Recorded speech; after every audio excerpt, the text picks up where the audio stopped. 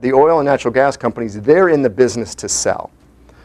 And so they want to continue drilling, they want to continue selling.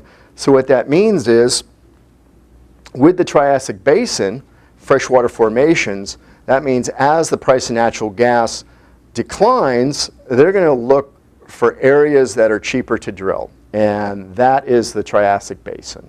And the important thing for North Carolina is we'll be one of the first areas for them to drill and explore. And what that means is it's called wildcatting. And wildcatting is when you've never drilled in an area before, you go in there, so you have your seismic readings, you have some idea of what's down there, but when a drill bit is going down continually, you're not exactly sure. And so that well becomes more expensive. Now, just to give you an example or an idea of where fracking fits into, in 2007, the average linear foot for a conventional well was $174. So what that means, if you had a 10,000 foot conventional well, it was $174 a foot. So what's that?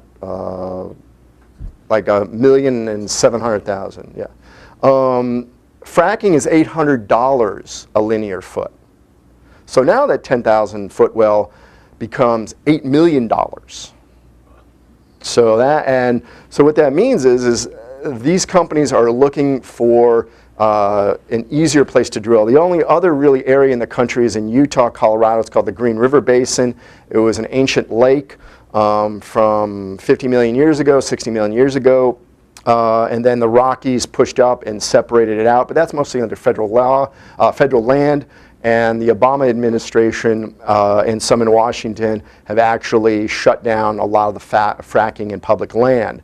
So that's kind of out of the competition.